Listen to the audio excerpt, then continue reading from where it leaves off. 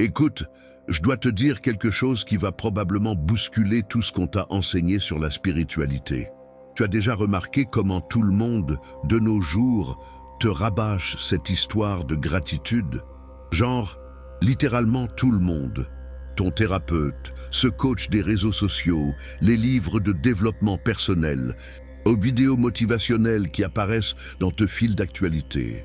Tout le monde répète la même litanie. Soyez reconnaissants, pratiquez la gratitude, remerciez même quand ça fait mal, remerciez surtout quand ça fait mal. C'est beau, n'est-ce pas? Ça a l'air évolué, ça a l'air spirituel, mais assieds-toi un instant avec moi. Je vais te montrer quelque chose que Blavatsky a découvert il y a plus de 100 ans et que presque personne n'a eu le courage de dire ouvertement depuis. La gratitude forcée n'est pas un chemin spirituel, c'est un piège. Et pas n'importe quel piège, non. C'est l'un des plus sophistiqués qui existent, précisément parce qu'il vient déguisé en enseignement élevé. Il arrive dans ce bel emballage de transformation personnelle, de maîtrise émotionnelle, de haute vibration. Mais sous tout cela, il se passe quelque chose de beaucoup mais sombre. Et Blavatsky l'a vu. Elle l'a vu et l'a consigné dans des textes théosophiques que la plupart des gens ne liront jamais jusqu'au bout parce qu'ils sont denses, parce qu'ils sont longs, parce qu'ils exigent que tu réfléchisses vraiment au lieu de juste répéter de jolis mantras. Alors, allons droit au but. Le problème n'est pas la gratitude en soi. Laisse-moi être bien clair là-dessus avant que tu ne me comprennes mal. Quand tu ressens une gratitude authentique, celle qui jaillit naturellement de ton cœur, celle que tu n'as pas besoin de forcer, celle qui arrive simplement parce que tu reconnais quelque chose de bon dans ta vie, c'est magnifique, c'est réel, c'est puissant. Mais ce n'est pas de cela que je parle, et ce n'est pas de cela que Blavatsky parlait lorsqu'elle a laissé son avertissement. Ce qu'elle a dénoncé, c'est cette gratitude fabriquée, celle que tu t'obliges à ressentir même quand chaque cellule de ton corps hurle que quelque chose ne va pas. Tu sais, quand tu es dans une situation qui te blesse, qui te diminue, qui te vide, mais que quelqu'un vient te dire que tu dois être reconnaissant pour cette expérience, que tu dois remercier pour la douleur parce qu'elle est venue t'apprendre quelque chose, que tu dois trouver le côté positif de ta propre destruction. C'est de ça que je parle, et c'est là que réside le danger. Commençons par une contradiction si flagrante qu'il est bizarre que personne ne la remette en question. Depuis que tu es enfant, on t'a enseigné un truc très étrange. On t'a dit que tu devais être reconnaissant pour tout, absolument tout ce qui arrive dans ta vie. Peu importe à quel point c'est douloureux, injuste ou destructeur, tu dois trouver une raison de remercier. Tu dois trouver la leçon. Tu dois voir le cadeau caché derrière le traumatisme. Réfléchis avec moi. Si quelqu'un te maltraite, t'humilie, t'utilise, la première chose qu'on te dit est « remercie » car cette personne est venue te montrer ce que tu ne veux pas dans ta vie. Si tu perds tout ce que tu as construit, on te dit « remercie » car l'univers fait de la place pour de meilleures choses. Si tu tombes malade, si tu souffres, si tu es trahi, si tu es abandonné, il y a toujours quelqu'un prêt à te rappeler que tu dois être reconnaissant pour ça. Comme si la gratitude était une sorte de monnaie que tu dois payer pour pouvoir avancer, pour pouvoir évoluer, pour être digne de meilleures choses. Mais attends un peu, pensons-y vraiment. Pourquoi diable devrais-tu remercier pour ce qui te détruit? Pourquoi devrais-tu ressentir de la gratitude pour des situations qui, littéralement, te rendent malade, t'enlèvent ta paix, te volent ton énergie vitale? Quelle est la véritable logique spirituelle là-dedans? Et plus importante encore, qui en profite quand tu maintiens cette posture de gratitude forcée face à ta propre souffrance? C'est ici que ça devient intéressant. Et c'est là que Blavatsky entre en force. Elle a passé des années à étudier les textes occultes, les traditions ésotériques anciennes, à discuter avec de vrais maîtres, pas ces maîtres d'Instagram qu'on a aujourd'hui. Et elle a découvert quelque chose qui change complètement la façon dont nous devrions comprendre les émotions humaines et leur rôle dans l'évolution spirituelle. Elle a découvert qu'il existe des émotions authentiques et des performances émotionnelles programmées. Et la différence entre les deux, c'est la différence entre la liberté et l'esclavage. Dans ses écrits, surtout dans les volumes les plus denses de la doctrine secrète et dans ses lettres aux étudiants avancés, Blavatsky exprime clairement une chose. Toute émotion que tu dois forcer, tout sentiment que tu dois fabriquer, tout état émotionnel que tu dois te convaincre de ressentir, ce n'est pas de la spiritualité, c'est de la programmation. C'est du contrôle mental déguisé en développement personnel. Elle explique que l'âme humaine, ton moi réel, celui qui existe au-delà de ce corps et de cette personnalité temporaire, communique avec toi par des impulsions authentiques, par des intuitions qui surgissent de nulle part, par des sentiments que tu n'as pas choisi d'avoir, mais qui sont simplement là, vrais, vibrants. Quand tu ressens une gratitude réelle, tu n'as pas besoin de t'en convaincre. Elle arrive. Tout simplement, c'est comme quand tu vois quelque chose de magnifique dans la nature et que ta poitrine s'emplit de ce sentiment de plénitude. Tu n'es pas là à faire des affirmations positives pour te convaincre de ressentir ça. Tu le ressens, c'est tout. C'est organique, c'est vrai. Mais qu'en est-il quand on t'enseigne que tu dois pratiquer la gratitude? Quand on te dit que tu dois faire des listes de gratitude chaque jour, même si tu ne ressens rien qui y ressemble? Quand on t'oblige à répéter « je suis reconnaissant, je suis reconnaissant, je suis reconnaissant », jusqu'à ce que ton esprit fatigué l'accepte comme une vérité? Ce n'est pas un travail spirituel, c'est un lavage de cerveau émotionnel. Et Blavatsky a été l'une des premières à exposer cela ouvertement. Elle disait qu'il existe des forces, tant visibles qu'invisibles, qui ont tout intérêt à maintenir les êtres humains dans un état de conscience spécifique. Un état où tu acceptes tout, où tu ne remets rien en question, où tu remercies même pour ta propre destruction. Pourquoi? Parce que dans cet état, tu es prévisible, tu es contrôlable, tu es docile. Tu ne représentes aucune menace pour le système établi. Tu ne vas pas contester les autorités. Tu ne vas pas exiger de vrais changements. Tu vas juste rester assis là, remercier pour ta souffrance et appeler ça évolution spirituelle. Maintenant, dis-moi honnêtement, combien de fois as-tu vécu ça? Combien de fois as-tu ressenti ce serrement dans la poitrine, ce signe clair que quelque chose n'allait pas, cette sensation physique de rejet face à une situation ou une personne? Mais tu as tout étouffé parce qu'on t'a appris que tu devais être reconnaissant. Combien de fois ton intuition a-t-elle crié « Sors de là !» Mais ta tête programmée a répondu « Non, tu dois remercier pour cette leçon. » Ce que je viens de décrire, ce moment spécifique où tu vas contre ton propre instinct au nom d'une prétendue gratitude spirituelle, c'est à ce moment précis que le contrat énergétique est signé. Tu abandonnes littéralement ton autonomie émotionnelle. Tu cèdes ta souveraineté spirituelle. Tu dis à l'univers, aux forces qui t'observent, « Je ne me fais plus confiance. Je vais faire confiance à ce qu'on m'a dit que je devrais ressentir. » Et sais-tu ce qui se passe énergétiquement à ce moment-là? Ton champ aurique change. Vraiment, ce n'est pas une métaphore. Ta fréquence vibratoire descend à un état spécifique que Blavatsky décrivait comme la soumission volontaire. C'est une signature énergétique aussi claire qu'une empreinte digitale.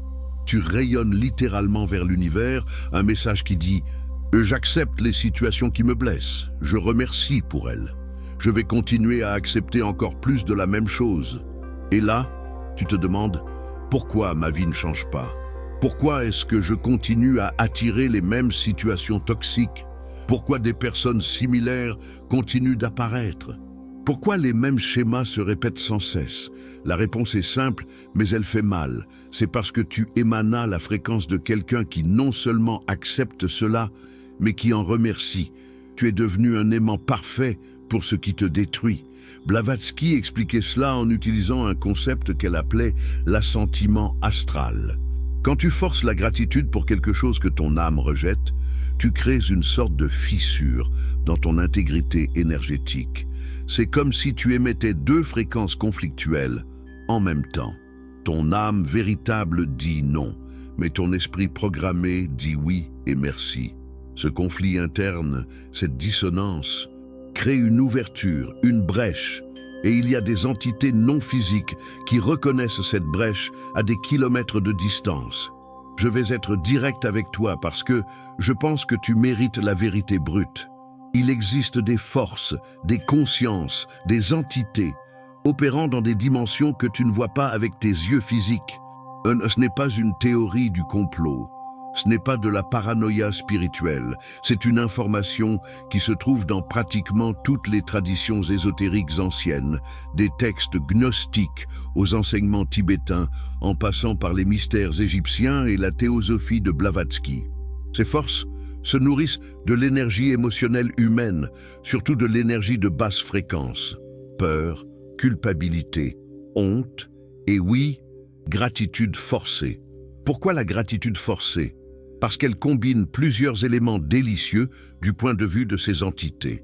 Elle contient l'élément du déni de la réalité. Tu nies ce que tu ressens vraiment. Elle contient l'élément de la soumission. Tu te prosternes devant ce qui te blesse. Elle contient l'élément de la résignation. Tu acceptes que les choses soient ainsi et que tu doives remercier. Et il y a l'élément le plus important de tous. Tu fais tout ça volontairement. Tu penses que tu évolues spirituellement en faisant cela. Quand tu émets cette fréquence spécifique de gratitude fabriquée, d'acceptation forcée, tu allumes un phare pour ces consciences. Tu dis en gros, regardez, il y a ici quelqu'un qui acceptera n'importe quoi et qui dira encore merci. Voici quelqu'un qui ne réagira pas, qui ne se défendra pas, qui cherchera toujours le côté positif de son propre abus. Et alors ? Tu deviens une cible privilégiée, non pas parce que tu es faible, mais parce que tu as été programmé pour croire que cette soumission est une force spirituelle. Blavatsky était clair là-dessus. Elle disait que l'un des plus grands tours de ces forces a été d'inverser les vrais concepts spirituels et de faire croire aux gens que la version inversée était la bonne. Transformer la résilience en résignation. Transformer le vrai pardon en acceptation de l'abus. Transformer la gratitude authentique en obligation émotionnelle fabriquée. Et le plus génial dans tout ça, c'est que les gens se sentent spirituels en faisant ça. Ils se sentent évolués, supérieurs à ceux qui réagissent encore émotionnellement aux injustices. Maintenant, voici la partie qui bouscule tout vraiment. Il y a un système de croyance derrière cette gratitude forcée que la plupart des gens ne perçoivent pas parce qu'il opère en pilote automatique dans leur esprit. Ce système te dit des choses très spécifiques, que tout ce qui t'arrive a un but divin, que tu as attiré chaque situation de ta vie, que tu dois apprendre de tout, qu'il n'y a pas de victimes, seulement des âmes en apprentissage, que si quelque chose de mal est arrivé, c'est parce qu'à un certain niveau, tu l'as choisi. Ça te semble familier? Bien sûr que oui. C'est pratiquement la base de tout le mouvement spirituel moderne. Loi de l'attraction, New Age, mindfulness commercial. Tous prêchent des variantes de ce même système de croyance. En surface, ça semble même logique, ça semble même donner du pouvoir. Après tout, si tu as créé ta réalité, tu peux la changer, n'est-ce pas? Faux? Ou plutôt, c'est à moitié vrai? Tiers? Ce qui est la forme la plus dangereuse de mensonge. Parce que cela prend une vérité spirituelle réelle, à savoir que nous sommes co-créateurs de notre expérience, et la déforme complètement jusqu'à en faire un outil de culpabilisation et de contrôle.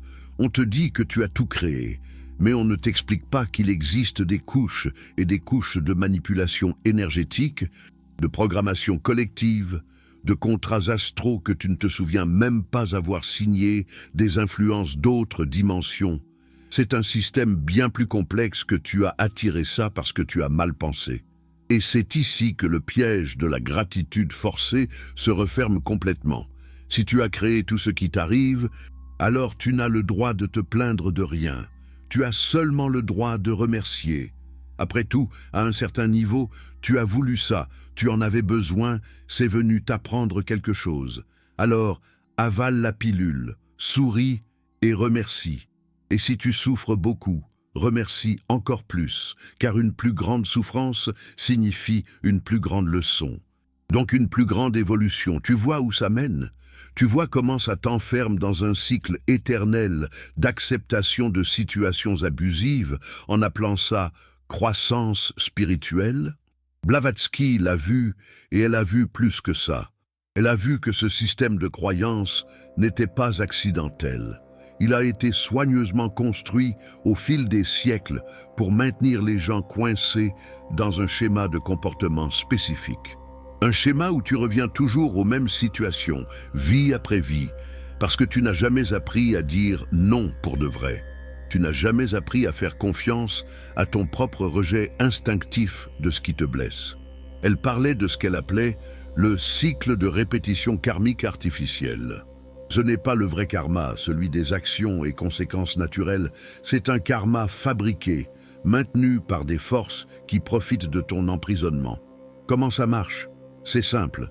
Tu vis une situation horrible dans cette vie, on te dit que tu dois remercier pour elle, qu'elle est là pour t'apprendre quelque chose. Tu obéis, tu remercies, tu ne transformes pas vraiment cette douleur parce que tu es trop occupé à essayer d'en trouver le côté positif. Puis tu meurs. Et tu te réincarnes. Et devine quoi? La situation revient. Peut-être sous une autre forme, peut-être dans une autre relation, un autre contexte, mais l'essence est la même. Pourquoi? Parce que tu n'as jamais vraiment traité le problème. Tu as juste remercié et tu as continué. Tu ne t'es pas libéré. Tu as juste poussé le truc spirituellement parlant. Et ça arrive encore et encore et encore. Et à chaque fois, on te dit la même chose. Sois reconnaissant. C'est un apprentissage. Tu as attiré ça à nouveau parce que tu as encore besoin d'apprendre la leçon. Mais quelle leçon, mon vieux? La leçon que tu dois accepter l'abus, la leçon que tu dois t'effacer, la leçon que tes instincts ne comptent pas. Ce n'est pas une leçon spirituelle, c'est un conditionnement pour te maintenir au service d'un système qui se nourrit de toi. Alors, laisse-moi te donner quelques signes très pratiques que tu es déjà tombé dans ce piège de la gratitude forcée. Premier signe, tu te sens coupable quand tu ressens de la colère ou de la rancœur face à des situations injustes. Genre, tu as été vraiment blessé, tu as été traité comme un moins que rien, mais quand tu ressens de la colère, immédiatement cette voix dans ta tête te dit « Non, tu ne peux pas ressentir ça. Tu dois pardonner, tu dois être reconnaissant pour la leçon. » Si tu te sens mal de ressentir des émotions négatives légitimes face à des situations négatives réelles, tu es coincé. Deuxième signe, tu continues à te mettre dans des situations similaires en espérant des résultats différents. Tu retournes dans cette relation toxique en te disant que cette fois, ce sera différent parce que tu es plus évolué maintenant, plus reconnaissant, plus ouvert. Tu acceptes ce travail qui t'exploite à nouveau parce que tu es reconnaissant pour l'opportunité. Tu gardes des amitiés qui te vident parce que tu es reconnaissant d'avoir quelqu'un. Si tu donnes toujours une chance de plus à ce qui a déjà prouvé que ça allait te blesser, c'est parce que tu as été programmé pour remercier pour ta propre souffrance. Troisième signe, et c'est le plus subtil, mais peut-être le plus révélateur. Tu as perdu le contact avec ce que tu veux vraiment. Tu ne le sais même plus. Tu es tellement occupé à être reconnaissant pour ce que tu as, tellement focalisé sur l'acceptation de ce qui se présente, tellement entraîné à voir le côté positif de tout, que tu as oublié que tu as le droit de désirer de meilleures choses, que tu as le droit de rejeter ce qui ne te sert pas, que tu as le droit de ne pas remercier pour des situations qui te diminuent. Blavatsky avait un test qu'elle appliquait aux étudiants qui voulaient vraiment étudier avec elle. Elle leur présentait une situation clairement injuste, clairement abusive, et elle observait leurs réactions. Ceux qui essayaient immédiatement de trouver le côté positif, ceux qui disaient que la personne avait attiré ça, ceux qui parlaient de leçons et de gratitude, elle les renvoyait, non pas parce qu'ils étaient mauvais, mais parce qu'ils étaient encore trop programmés. Ils ne faisaient que répéter le script qu'ils avaient appris. Ceux qu'elle acceptait étaient ceux qui ressentaient une indignation authentique, ceux qui reconnaissaient l'injustice pour ce qu'elle est, ceux qui faisaient confiance à leurs propres instincts de rejet face à l'abus. Elle disait qu'un véritable étudiant spirituel doit avoir la capacité de discernement entre ce qui est réel et ce qui est de la programmation. Et que ce discernement commence par une honnêteté émotionnelle brutale. Si quelque chose te blesse, reconnais que ça te blesse. Si quelque chose est mal, reconnais que c'est mal. Si quelque chose te vide, reconnais que ça te vide. N'essaie pas de dorer la pilule avec une gratitude fabriquée. N'essaie pas de spiritualiser ce qui est simplement de l'abus déguisé en leçon. La gratitude réelle, celle qui élève vraiment, n'a pas besoin d'effort. Elle n'a pas besoin que tu t'en convainques. Elle arrive simplement quand tu reconnais quelque chose de véritablement bon dans ta vie, quand tu regardes quelqu'un qui t'aime vraiment et que ton cœur s'emplit de cette chaleur, quand tu accomplis quelque chose que tu désirais et que tu le célèbres sincèrement, quand tu vis des moments de beauté, de connexion, d'amour véritable. Cette gratitude est puissante parce qu'elle est réelle. Mais quand on t'enseigne que tu dois être reconnaissant pour l'abus, pour la trahison et pour la perte, pour la douleur, ce n'est pas de la gratitude, c'est de la résignation peinte en doré. C'est l'acceptation de l'inacceptable, déguisée en élévation spirituelle. Et plus tu pratiques ce type de fausse gratitude, plus tu t'enfonces dans un état vibratoire qui perpétue exactement ce que tu dis vouloir transcender. Alors, que se passe-t-il quand tu arrêtes enfin de faire semblant, quand tu arrêtes de remercier de force pour ce qui te détruit, quand tu récupères le droit de ressentir ce que tu ressens sans culpabilité, sans jugement, sans avoir besoin de tout spiritualiser? Blavatsky disait que c'est le moment où ton âme enfin respire. C'est le moment où tu brises le contrat de soumission. C'est le moment où tu retires cette fréquence de « j'accepte n'importe quoi » et que tu la remplaces par une fréquence de « je sais qui je suis et je sais ce que je mérite ». Et cela terrifie tout le système, parce qu'un être humain qui n'accepte plus l'abus déguisé en leçon est dangereux pour la structure de contrôle. Un être humain qui fait confiance à ses propres instincts au lieu d'obéir aveuglément au script spirituel qu'on lui a donné. Cet être humain n'est plus prévisible. Il n'est plus facilement manipulable. Il ne retournera plus volontairement vers les situations qui le vident juste parce que quelqu'un a dit qu'il devait apprendre une leçon. Sais-tu quel est le véritable test de l'évolution spirituelle selon Blavatsky ? Ce n'est pas le nombre d'affirmations positives que tu répètes, ce n'est pas le nombre de listes de gratitude que tu fais, ce n'est pas à quel point tu arrives à sourire pendant qu'on te piétine. Le vrai test est de savoir si tu peux regarder ta vie avec une honnêteté totale et dire non à ce qui ne te sert pas, même si tout le monde autour de toi te dit que tu devrais être reconnaissant. C'est de voir si tu as le courage de faire confiance à ton propre rejet instinctif de ce qui te blesse, même si cela signifie décevoir les gens qui attendent de toi que tu sois toujours compréhensif, toujours acceptant, toujours reconnaissant. La vraie libération commence quand tu comprends que tu n'as pas besoin de remercier pour ta propre souffrance pour pouvoir évoluer, que tu peux simplement reconnaître que quelque chose était mauvais et t'en éloigner sans avoir besoin de trouver le côté positif, que tes émotions négatives face à des situations négatives ne sont pas des failles spirituelles, ce sont des boussoles internes qui te montrent le chemin. Que dire non, ressentir de la colère, s'éloigner, se protéger, tout cela peut être plus spirituel que n'importe quelle gratitude forcée, parce qu'au bout du compte, l'avertissement de Blavatsky était simple. Ton âme n'a pas besoin de plus de prison. Elle est déjà assez enfermée dans ce corps, dans ce temps, dans ses limitations physiques. N'ajoute pas la prison émotionnelle de devoir remercier pour tout ce qui te blesse. Ne transforme pas ta propre conscience en une cage où tu ne peux ressentir que ce qu'on t'a dit que les personnes évoluées ressentent. Tu es plus que ça. Tu as toujours été plus que ça, et il est peut-être temps d'arrêter de remercier pour la cage et de commencer à chercher la porte de sortie.